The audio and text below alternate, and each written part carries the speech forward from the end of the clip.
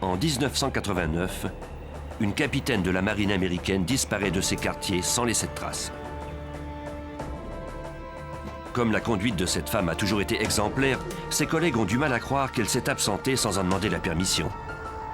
Les autorités militaires finissent par croire qu'elle a été tuée. Le FBI se joint à l'enquête. Les agents tenteront de retrouver cet officier qui a reçu plusieurs décorations et traduiront son meurtrier en justice.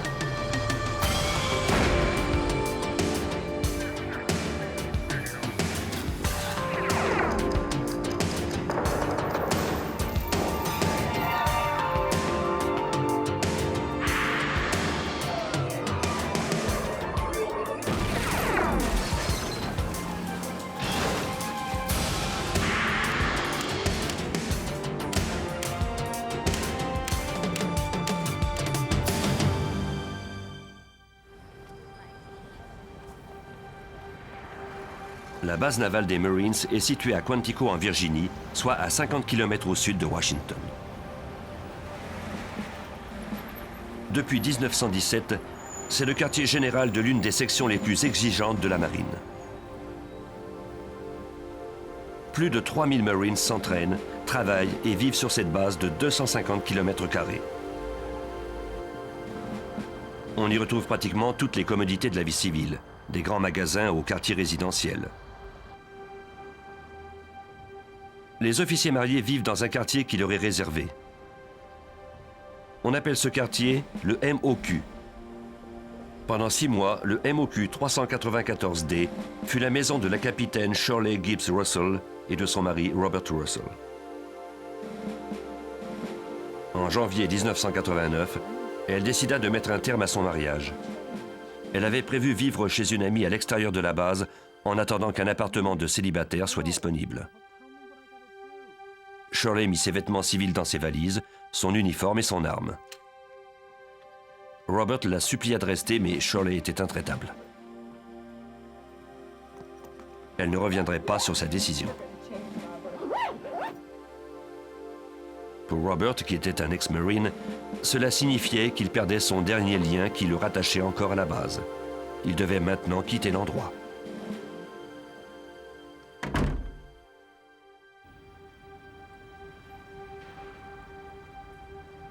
La capitaine Russell continua à gravir les échelons. D'adjudant, elle fut bientôt nommée commandant du bataillon de soutien à l'école des fusiliers. Ses principales fonctions consistaient à répondre aux besoins administratifs et personnels du bataillon de soutien. Ses pairs la considéraient comme étant une personne dévouée. Le lieutenant-colonel James Hodges partageait cette opinion. J'ai été très impressionné quand j'ai rencontré Shirley Russell pour la première fois, notamment à cause du fait qu'elle était de race noire. Il y en a peu au sein de ce corps. Elle venait d'un milieu très modeste et elle entendait réussir sa carrière. Elle était énergique et avait l'ambition de continuer à gravir les échelons.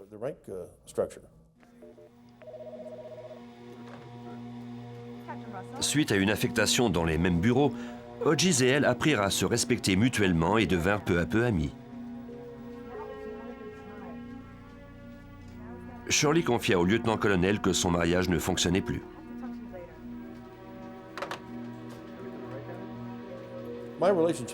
J'avais une relation privilégiée avec Shirley Russell. Même si j'étais son supérieur hiérarchique, que j'étais son patron si on veut, j'étais proche d'elle, comme si j'avais été une sorte de mentor. Parfois, après le travail, nous discutions un peu. Elle me racontait ce qu'elle vivait, son mariage, son passé, etc. Le mardi 2 mars, soit environ 1 mois après sa séparation d'avec Robert, Shirley demanda quelques jours de congé. Elle avait besoin de temps pour faire du ménage dans ses anciens appartements et mener à terme les procédures de sa séparation. 4 jours plus tard, soit le lundi 6 mars, Hodges arriva au bureau en s'attendant à trouver Shirley assise à son poste. Il fut surpris de voir que sa place était vide.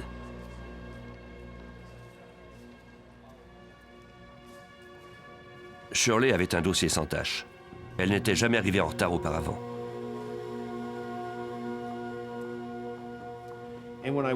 Quand je suis entré, j'ai demandé au major Buck Bourgeois où se trouvait Shirley. Il m'a dit qu'il ne l'avait pas vue. J'ai tout de suite eu le pressentiment qu'il lui était arrivé quelque chose. Le lieutenant-colonel Hodges essaya de découvrir pourquoi Shirley n'était pas là. Cette dernière avait emménagé depuis peu dans un des appartements pour célibataires de la base. Hodges espérait la trouver chez elle. Captain Russell. Captain Russell. Open the door, Corporal, please, sir. Son grade de commandant lui donnait le droit de fouiller l'appartement du capitaine sous ses ordres. Captain Russell.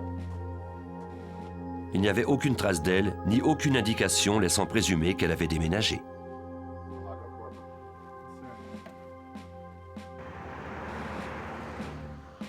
Hodges retourna à son bureau et contacta le mari de Shirley qui vivait maintenant à l'extérieur de la base. Hodges avait su par Shirley que Robert Russell devait l'aider à nettoyer et à repeindre leurs anciens quartiers au cours du week-end.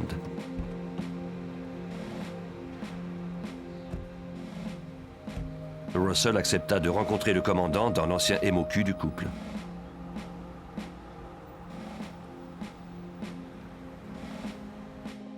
Hodges inspecta les lieux, accompagné d'autres officiers.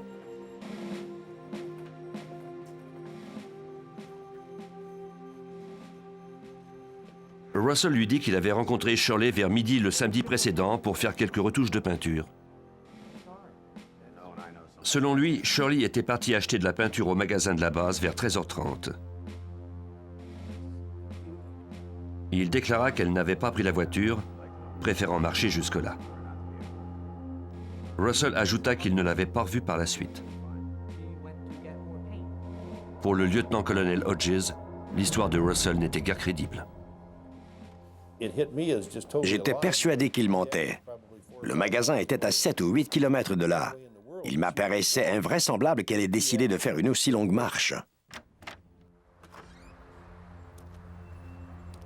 À l'extérieur, les officiers inspectèrent également le cabanon où Russell rangeait ses affaires. Le colonel remarqua une tache de couleur rouille par terre. Russell affirma que ce n'était que de la peinture. Hodges était sceptique. Bien qu'il ne fût pas expert en la matière, cette tache ressemblait à s'y méprendre à du sang. Il rencontra les responsables du service d'investigation navale pour leur raconter ce qu'il avait trouvé. Ces derniers transmirent ces informations au bureau du FBI de la région. Des agents furent assignés à l'enquête. La capitaine Russell avait disparu depuis 3 jours. Comme on n'avait aucune indication sur l'endroit où elle pouvait se trouver, on suivit la procédure habituelle. L'agent spécial Alan Malinchak dirigeait cette enquête.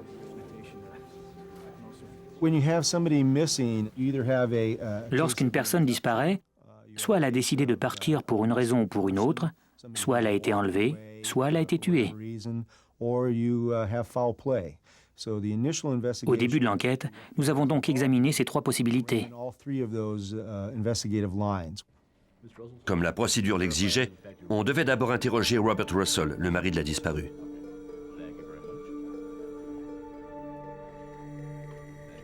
Ce dernier déclara aux agents qu'il parlait avec un voisin vers 13h30 le jour de la disparition de sa femme, quand une amie de Shirley s'était arrêtée avec l'intention de l'inviter au restaurant.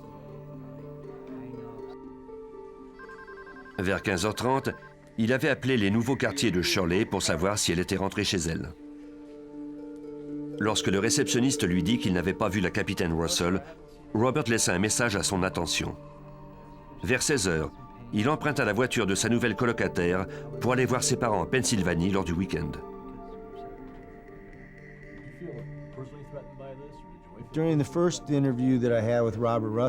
Au cours du premier interrogatoire de Robert Russell, il était très calme, il avait un ton posé.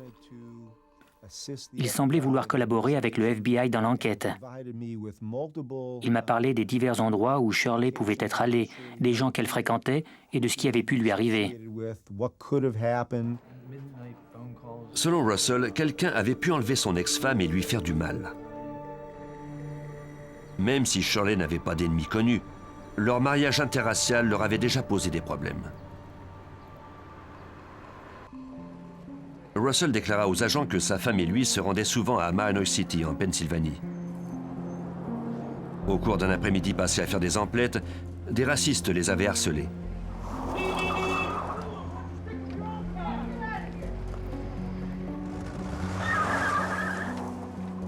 Shirley avait alors eu très peur, mais un autre incident l'avait encore plus effrayée.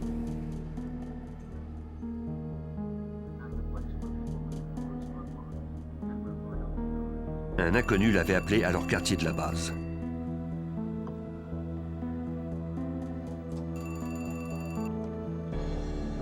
Il lui avait tenu des propos racistes et il l'avait menacé de s'en prendre au couple. Qui qu'il fût, l'inconnu savait où les Russell demeuraient. Après cet appel, Robert avait acquis la conviction qu'elle devait se protéger quand il n'était pas avec elle.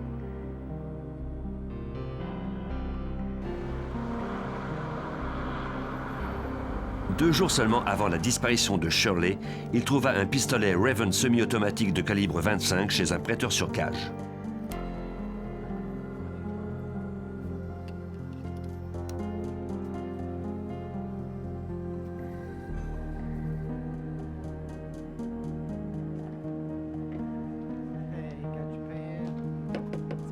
Russell ajouta qu'il l'avait surprise en lui offrant ce cadeau le jour où ils s'étaient rencontrés pour la dernière fois pour faire le ménage dans leur ancien appartement.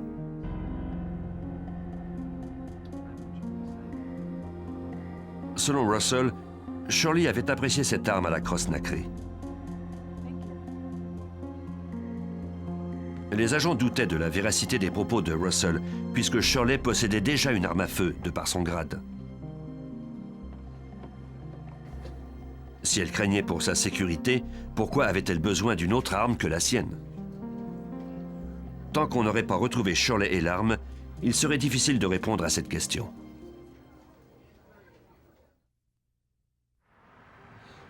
La capitaine Shirley Gibbs Russell des Marines avait disparu de chez elle le 4 mars 1989.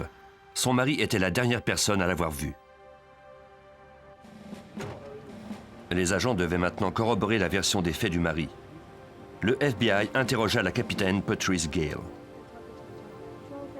Selon Robert Russell, le jour de la disparition de Shirley, Patrice était venu la chercher vers 13h30 pour l'inviter au restaurant.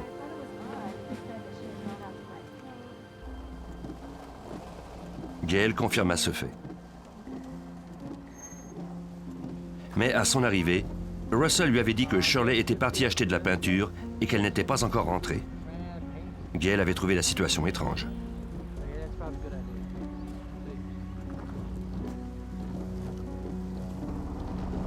Shirley ne ratait jamais un rendez-vous.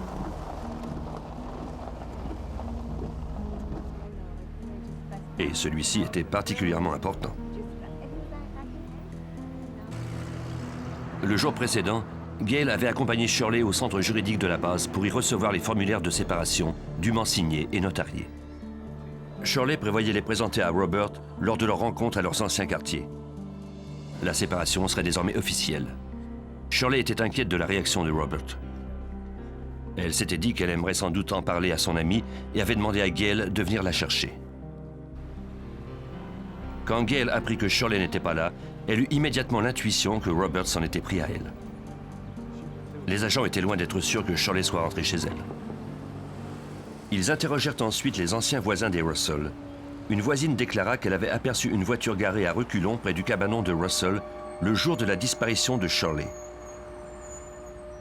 Il était 17 heures. Russell avait pourtant affirmé être parti à 16 heures pour la Pennsylvanie. S'était-il trompé ou mentait-il?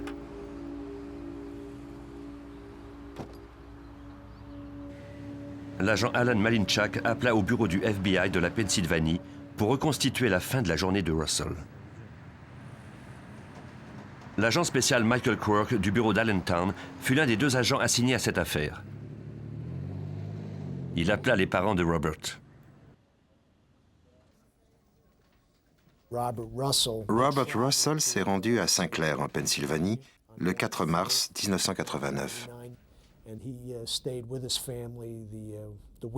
Il est resté avec sa famille jusqu'au 5 mars. Les membres de la famille de Russell confirmèrent qu'il était arrivé seul. Personne n'avait vu Shirley. Le FBI lança une campagne publicitaire pour obtenir l'aide du public. On diffusa la photo de Shirley Gibbs Russell à la télévision et dans les journaux. Les pistes se mirent à affluer. À mi-chemin entre Quantico et la ville natale de Robert Russell, un commis de York, en Pennsylvanie, appela les autorités. Une jeune femme de race noire était entrée dans son magasin le samedi 4 mars, soit le jour de la disparition de Shirley Gibbs Russell à Quantico. La femme avait réglé ses achats avec un chèque. Quand le commis lui demanda des papiers d'identité, elle lui présenta sa carte d'identité militaire. Elle ressemblait à la femme dont le commis avait vu la photo dans le journal.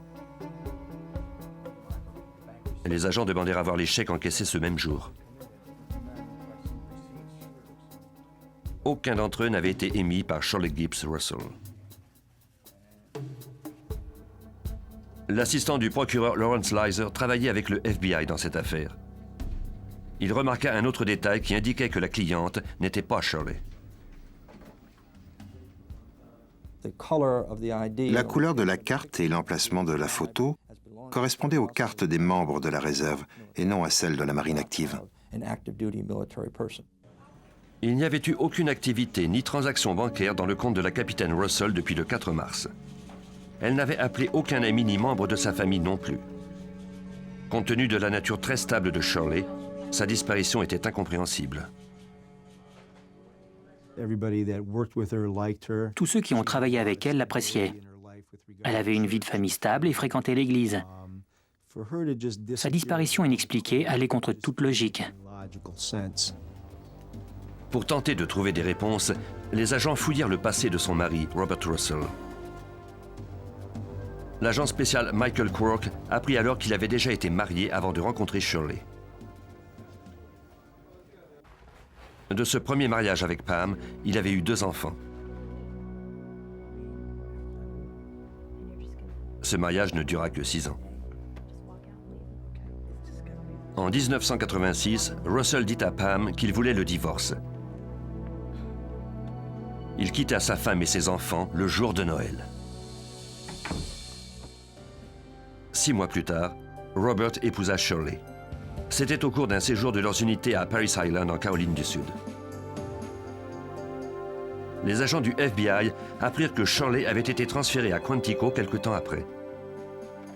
Robert avait confié à des amis que cette distance nuisait à leur mariage. Selon lui, c'était pour cette raison qu'il avait abandonné son poste au sein de la marine. Il espérait qu'en rejoignant Shirley à Quantico, leur relation se stabiliserait. Les agents découvrirent bientôt qu'il ne disait pas toute la vérité. Il était plutôt difficile de croire que Robert aurait ainsi abandonné volontairement son poste de capitaine.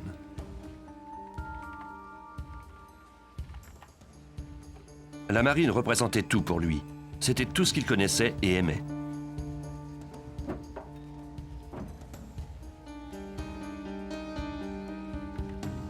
Des relevés dans son dossier daté de février 1988 montraient que Robert avait contrevenu au règlement au moment où il était stationné à Gulfport, au Mississippi.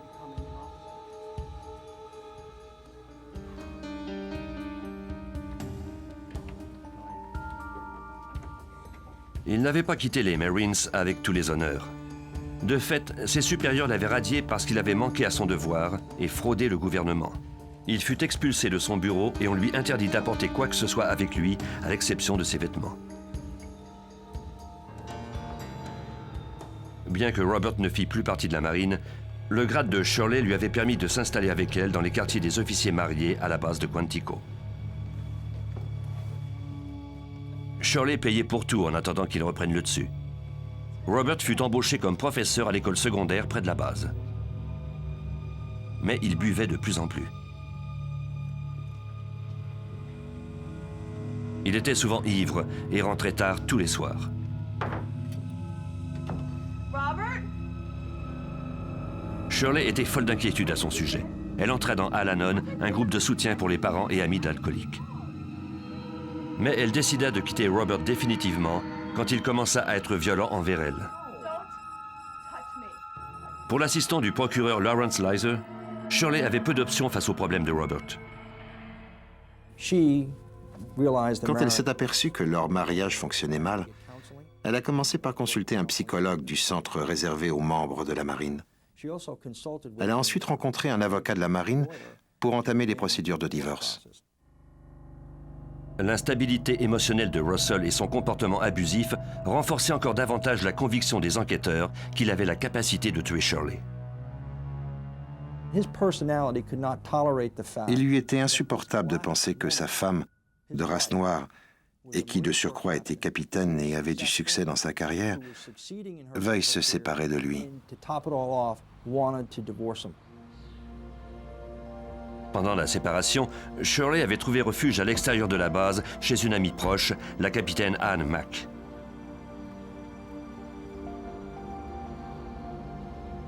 Cette dernière confia à l'agent Malinchak que Shirley avait peur de son mari.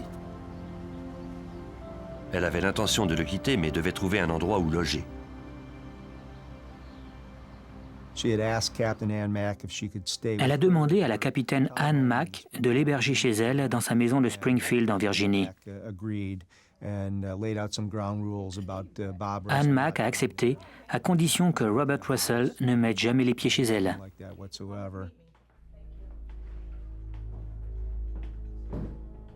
Malheureusement, ces règles ne semblèrent pas avoir beaucoup d'effet sur Russell. Mack s'inquiétait pour son ami car Robert l'espionnait. À plusieurs reprises, il s'était rendu à la maison tôt le matin au moment où Shirley quittait pour le travail. Il harcela sa femme jusqu'à ce qu'elle accepte enfin de lui accorder du temps.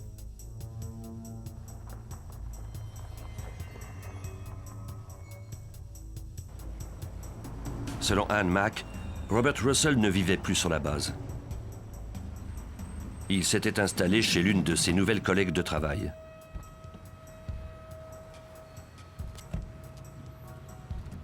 Un agent du FBI vérifia l'adresse de cette femme.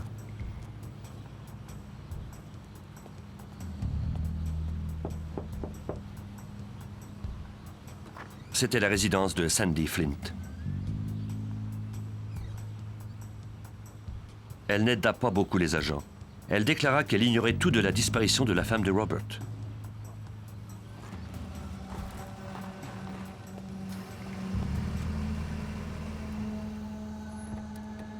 En sortant, les agents rencontrèrent Robert Flint, le beau-père de Sandy. Il était peintre en bâtiment. Ce retraité avait travaillé à la base de Quantico pendant 10 ans. Flint rapporta une conversation qu'il avait eue avec Robert Russell 2 jours après la disparition de Shirley. Robert Russell lui a demandé quelle était la meilleure façon de nettoyer le ciment. Le beau-père lui a dit qu'avec de l'eau de javel ou du savon et de l'eau, il pourrait enlever pratiquement n'importe quoi. Russell lui a ensuite demandé que faire s'il s'agissait de sang. Le beau-père lui a alors conseillé d'utiliser de l'acide muriatique. Flint fournit une autre information intéressante aux agents. Sandy venait tout juste de se séparer de son mari. Il croyait qu'elle avait une liaison avec Robert Russell.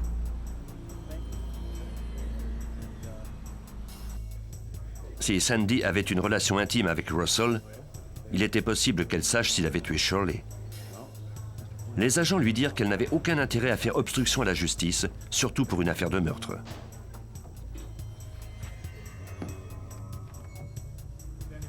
Sandy accepta finalement de parler.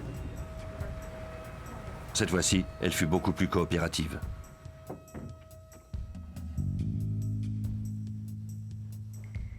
Elle décrivit le rôle qu'elle avait joué dans l'obsession de Robert Russell. Elle a reconnu avoir une liaison avec Robert Russell alors que ce dernier était encore marié. À sa demande, elle a surveillé sa femme Shirley.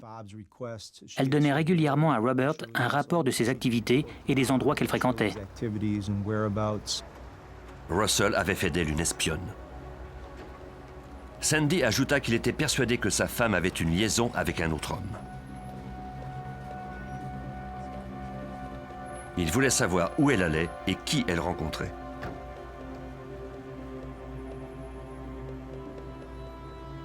Sandy continua d'épier Shirley, mais elle ne vit jamais rien qui confirmait l'obsession de son amant. Il voulait prendre sa femme sur le fait, mais l'ironie dans tout ça, c'est qu'elle ne le trompait pas, c'était lui qui la trahissait. Robert était bien trop troublé pour se comporter d'une façon sensée. Il refusait de croire ce que sa maîtresse lui disait. Dans son esprit, s'il trompait Shirley, cette dernière le trompait elle aussi assurément. Il confia bientôt à Sandy qu'il était entré par effraction dans la voiture de Shirley et y avait dissimulé une enregistreuse activée au son de la voix. Comme il ne réussit pas à enregistrer quoi que ce soit d'incriminant, il décida d'épier d'encore plus près sa femme. Il entra par effraction dans la maison d'Anne Mack pour dissimuler des micros dans la chambre où Shirley dormait. Ce qui se produisit ensuite fit comprendre à Sandy que son amant avait perdu la tête.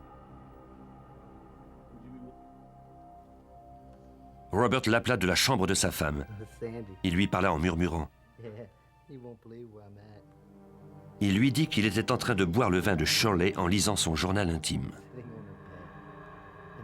Il ajouta alors quelque chose qu'elle n'oublierait jamais. Il lui a dit que si jamais Shirley venait à disparaître, ce serait à cause de lui, qu'il se serait occupé de son cas. Elle lui a dit « Mais tu ne peux pas faire ça, ils vont se mettre à sa recherche ». Il lui a alors répondu « Si jamais on te pose des questions à ce sujet, nie tout. Ne mentionne jamais la conversation que nous avons présentement. » Même si la déposition de Sandy était incriminante, c'était sa parole contre celle de Robert Russell. Pour corroborer ses déclarations, le FBI devait maintenant trouver des éléments de preuve. Nous avons obtenu le consentement du capitaine Anne Mack de fouiller sa résidence et y avons recueilli de nombreux effets. Parmi eux, il y avait le téléphone et un verre à vin. Nous les avons envoyés au laboratoire du FBI pour analyse et nous y avons trouvé les empreintes digitales de Robert Russell. Ces preuves démontraient que Robert épiait sa femme.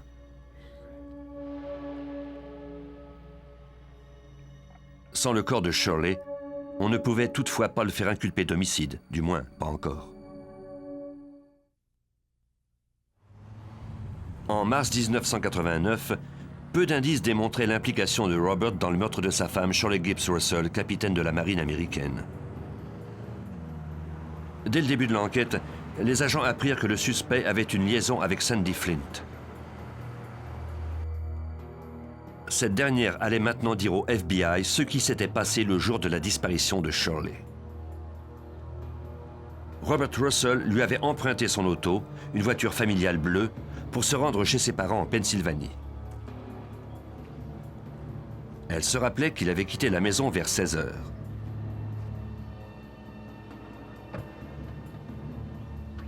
Sandy avait trouvé étrange qu'il utilise sa voiture plutôt que son propre pick-up.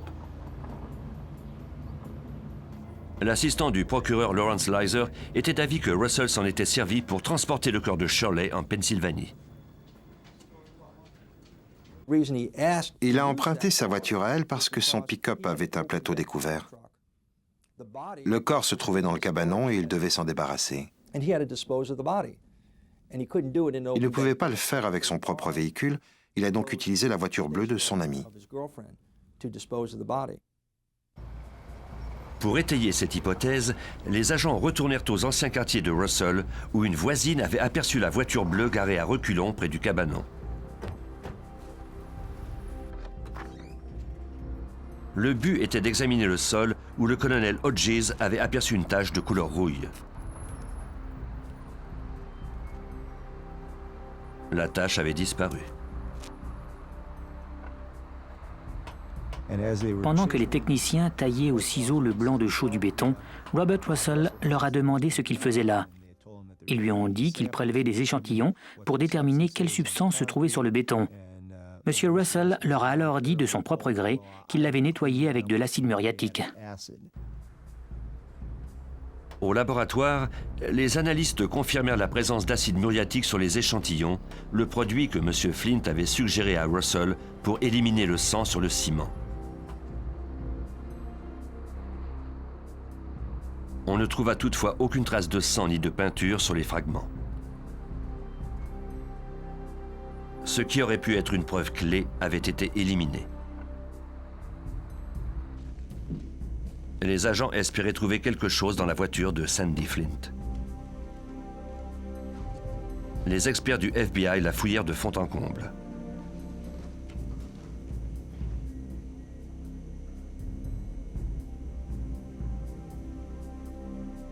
Elle était d'une propreté étonnante pour une aussi vieille voiture qui, en plus, avait servi récemment à faire l'aller-retour en Pennsylvanie.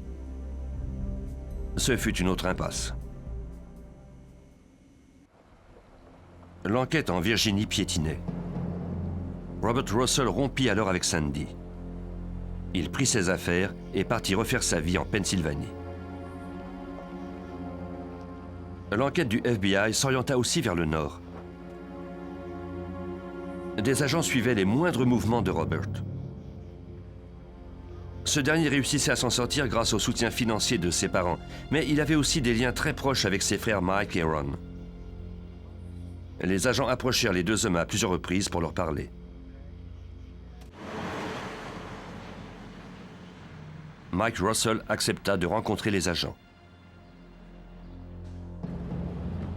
Il leur raconta que le lendemain de son arrivée en Pennsylvanie, après la disparition de Shirley, Robert avait fait nettoyer la voiture de Sandy Flint dans un lave-auto. Mike et Robert avaient soigneusement nettoyé tout l'intérieur de la voiture. Ils y avaient passé l'aspirateur et vaporisé du désodorisant. Les agissements de Robert laissaient croire qu'il tentait ainsi d'éliminer tout indice de la présence du corps de sa femme dans l'auto. Mike Russell dit aux agents qu'il n'avait jamais vu le corps. Il concéda toutefois que, depuis que Shirley l'avait quitté, son frère semblait désespéré. 2 mois avant sa disparition, Mike et son frère aîné Ron s'étaient rendus en Virginie pour enlever à Robert ses armes à feu. Pour empêcher leur frère de faire du mal à quiconque, ils avaient jugé nécessaire de prendre cette précaution. L'agent Crook se rappelle. Il était déprimé parce qu'il ne faisait plus partie de la marine qu'il aimait tant. Il était sans le sou et pourtant il avait déjà été capitaine. Il occupait un poste de professeur d'éducation spécialisée. Shirley avait retiré son nom de leur compte bancaire. Il avait donc aussi des problèmes financiers. Les preuves indirectes s'accumulaient. Mais le FBI attendait toujours la preuve la plus importante pour résoudre l'enquête. Le corps de Shirley Gibbs Russell. Mais où pouvait-il se trouver? Les agents obtinrent la réponse à cette question de Pam, la première épouse de Robert. Il avait passé toute son enfance à Schuylkill County, une région rurale et montagneuse du nord-est de la Pennsylvanie. Des milliers de mines de charbon, la plupart abandonnées, étaient éparpillées un peu partout dans ce paysage très accidenté. Certaines de ces mines étaient profondes de plusieurs centaines de mètres et elles étaient partiellement remplies d'eau. Quand il était jeune, Robert Russell passait beaucoup de temps à chasser et à faire des randonnées dans la région. Les membres de sa famille disaient qu'il la connaissait comme le creux de sa main. Entreprendre une fouille de cette région ne serait pas de tout repos, mais personne ne remit en question la nécessité de le faire. Au début du mois de mai, 150 personnes participèrent aux recherches pour retrouver le corps de Shirley Gibbs Russell. Des volontaires du FBI, du corps des Marines, du service d'investigation de la marine et des policiers de l'État de la Pennsylvanie faisaient partie du groupe. Aucun d'entre eux n'était plus motivé à retrouver la capitaine que ses pairs du corps des Marines. On déploya 9 hélicoptères et 6 camions de transport de troupes bondés de Marines. En 3 jours, ils fouillèrent 2000 acres de terrain.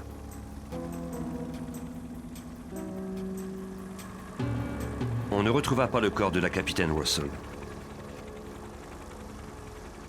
Les agents ne mirent pas longtemps à trouver une explication.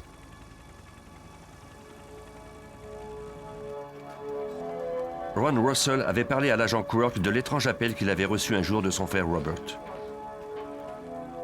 Robert a demandé à Ron de lui trouver de la dynamite. Il lui a expliqué que celle qu'il trouvait à Quantico était trop chère. Ron a alors demandé à Robert « Pourquoi veux-tu de la dynamite ?» Et il lui a répondu « Pour faire sauter Shirley. » Ron n'en avait alors pas cru un mot. Maintenant, les agents se demandaient si Robert Russell n'avait pas jeté le corps de Shirley au fond d'une mine abandonnée, puis scellé sa tombe par une explosion. Au cours des recherches, on découvrit des indices surprenants. Un agent trouva ce qui semblait être la crosse d'une arme à feu. On l'envoya au service balistique du laboratoire du FBI à Washington pour analyse. En comparant la pièce à des centaines d'armes, les experts purent déterminer que la crosse correspondait à celle d'un Raven semi-automatique de calibre 25. C'était ce type d'arme que Robert Russell avait acheté d'un prêteur sur gage le 2 mars, soit 2 jours avant la disparition de sa femme. Malheureusement, cette découverte prometteuse n'aiderait en rien la partie du procureur. Il n'y avait aucune empreinte de Robert sur la crosse. L'ex-Marine avait bien brouillé les pistes.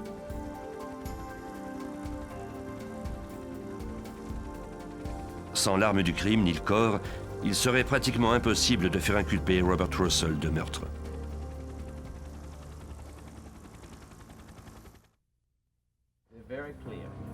Après 2 mois d'enquête dans 2 États différents et plusieurs milliers d'heures de travail, le FBI était toujours impuissant à faire arrêter Robert Russell pour le meurtre de sa femme, la capitaine Shirley Gibbs Russell. Bien que les agents eussent accumulé un important nombre de preuves indirectes, l'assistant du procureur Lawrence Lizer ne disposait pas de preuves formelles pour le faire accuser d'homicide. Nous n'avions pas de corps, ni aucun témoin, ni arme du crime. Les agents ont dû avoir recours à toutes les techniques d'enquête existantes. Ils ont eu à dépenser beaucoup d'énergie pour trouver des pistes et recueillir des indices.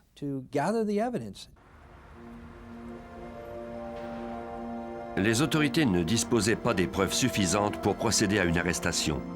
Les agents étaient frustrés, de même que les centaines de Marines dont la vie avait été marquée par la capitaine Shirley Russell. C'était comme si j'avais perdu un enfant ou un ami très cher. J'étais absolument impuissant. Et ce qui me désolait le plus, c'était le fait qu'elle s'apprêtait à se sortir de cette mauvaise situation où elle était. Le fait qu'il l'ait tuée me trouble encore aujourd'hui. C'est le genre d'événement dont on ne se remet jamais.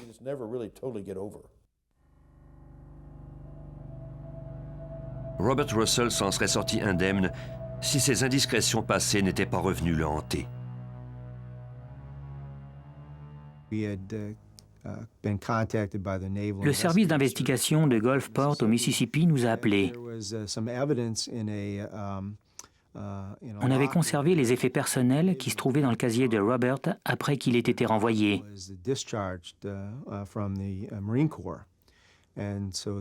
Parmi les effets qu'on a reçus se trouvait une disquette. Russell s'était fait confisquer tous ses effets lorsqu'on l'avait relevé de ses fonctions au Mississippi 1 an avant la disparition de Shirley. Pour des raisons de sécurité, le personnel renvoyé n'a pas le droit de ravoir aucun document.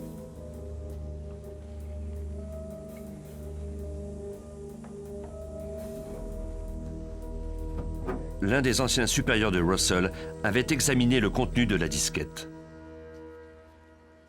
Sur le menu, il a vu un document intitulé « Meurtre ».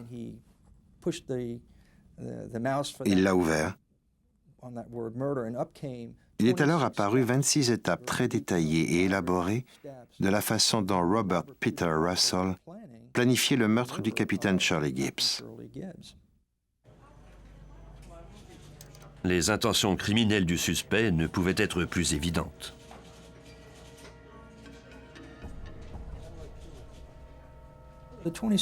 Ces 26 étapes constituaient un indice très révélateur, puisqu'on pouvait y voir l'état mental de cet homme, constater qu'il envisageait de tuer un autre être humain et sa femme par-dessus le marché. L'étape numéro 1 était « Mardi 18 janvier, aller à Paris Island ». Qui se trouvait là par hasard? Shirley Russell. Faire croire à un départ, C'est exactement ce qu'il a tenté de faire quand il l'a tué. Et la dernière étape était rejeter le blâme sur les gens de sa race. C'était sans doute une référence à la couleur de sa peau. À l'évidence, cet homme était dans des dispositions mentales meurtrières.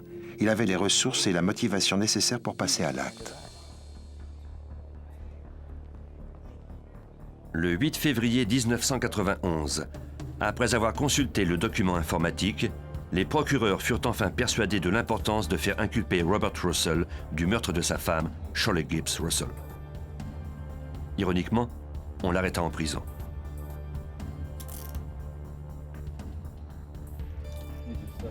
Il s'était fait embaucher à l'institution correctionnelle de Graterford en Pennsylvanie en tant que conseiller aux prisonniers qui consommaient de la drogue. Présenter ce cas devant les tribunaux comportait quelques difficultés. D'abord, l'assistant du procureur Lawrence Lizer devait rassembler toutes les preuves indirectes en une sorte de mosaïque en espérant que le jury y verrait le visage du meurtrier. L'assistant du procureur et son collègue Michael Rich ont monté le dossier contre Russell.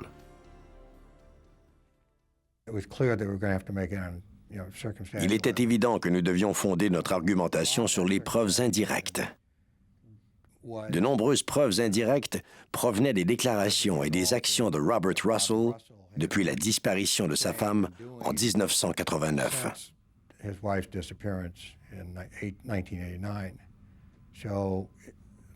Nous projetions de réunir tous ces éléments pour présenter un plan cohérent à la Cour.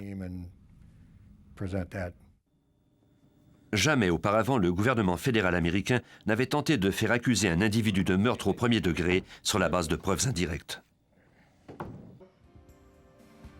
Au procès, la partie du procureur soutint que Robert Russell avait l'intention de commettre un meurtre en achetant le Raven semi-automatique de calibre 25 le 2 mars.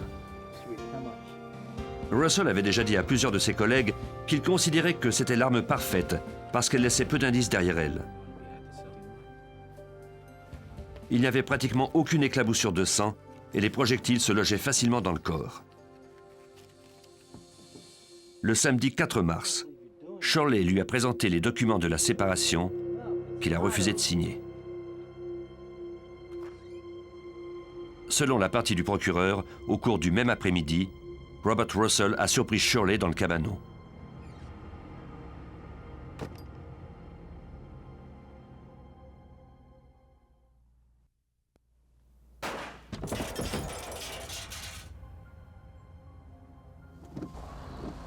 Il a dû attendre à la tombée de la nuit pour sortir son cadavre. Pour se créer un alibi, il a parlé à l'un de ses voisins et menti à l'ami de Shirley en lui disant qu'elle était partie à pied acheter de la peinture. Vers 16 h, il s'est rendu à la maison de Sandy Flint pour lui emprunter sa voiture.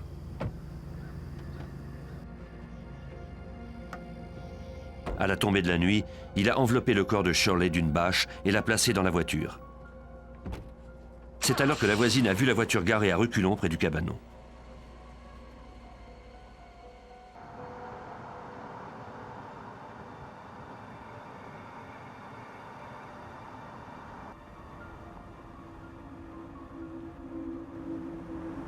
Il a ensuite roulé pendant 4 heures pour se rendre à St. Clair, en Pennsylvanie, le corps toujours à l'arrière de sa voiture.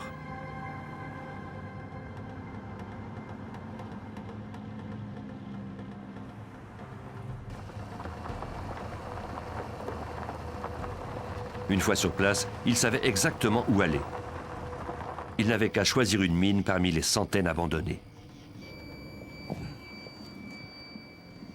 Puis Robert Russell, qui avait pourtant juré d'être un homme d'honneur, a jeté le corps de sa femme au fond d'une mine.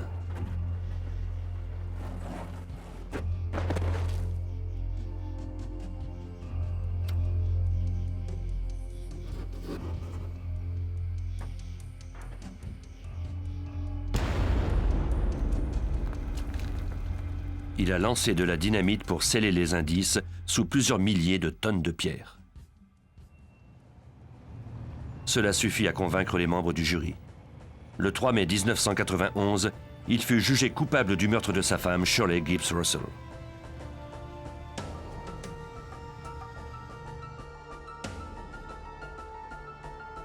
Robert Russell a été condamné à la prison à vie. Le système fédéral ne prévoit aucune remise en liberté conditionnelle. Il ne quittera jamais cette prison.